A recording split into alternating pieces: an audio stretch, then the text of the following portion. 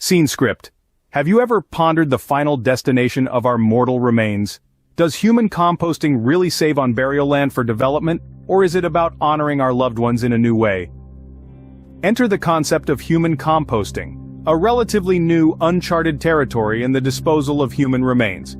It's a process where the body is placed in a vessel with organic materials like wood chips and straw, and over the course of several weeks, the body decomposes into a nutrient-rich soil. The reasons for considering this method are as diverse as they are compelling. For some, it's about environmental concerns, as traditional burials often involve embalming fluids and non-biodegradable caskets. For others, it's about the looming issue of space, with burial grounds becoming increasingly scarce in urban areas. Yet for a few, it's a heartfelt way of honoring their loved ones, allowing them to give back to the earth in their final act. The question remains, are we ready to accept this revolutionary method, or does the traditional way of burial still hold a deep-rooted place in our hearts? To understand the implications, we must first compare the processes and impacts of human composting versus traditional burial. Let's start with the traditional burial. It's a process steeped in centuries of cultural and religious norms.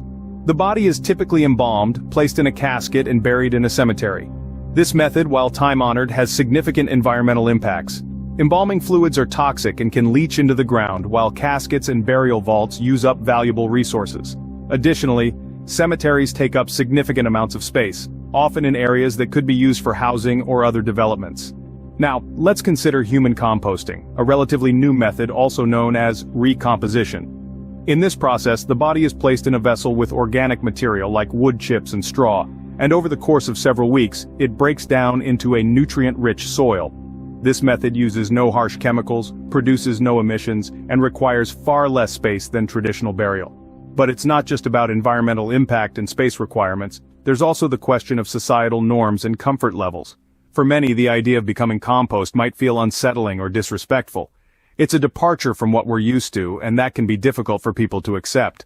On the other hand, some people find comfort in the idea of returning to the earth in such a direct, natural way.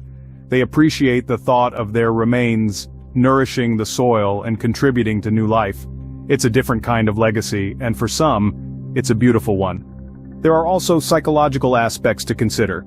The process of grieving and saying goodbye is deeply personal and can be influenced by the method of body disposition. Some may find closure in a traditional funeral, while others might find it in the transformation process of recomposition. As we can see, both methods have their merits and drawbacks. The choice between them is a deeply personal one, influenced by a range of factors. Let's recap the key points we've discussed today. We've uncovered that human composting, a process that transforms our remains into nutrient-rich soil, is an innovative and eco-friendly alternative to traditional burial. This method not only reduces the carbon footprint and saves on burial land, but also allows us to give back to the earth in a meaningful way. However, it's not just about the environmental benefits. The choice between human composting and traditional burial is deeply personal and often influenced by cultural, religious, and individual beliefs. Therefore, the acceptance and prevalence of human composting may vary greatly across different societies and communities. Ultimately, the decision lies in the hands of each one of us. Whether we choose to return to the earth through composting or rest in a traditional burial ground, the choice is a reflection of our values, beliefs, and the legacy we wish to leave. Whether human composting becomes widely accepted or remains a niche practice, it certainly gives us food for thought about our own mortality and the legacy we leave behind.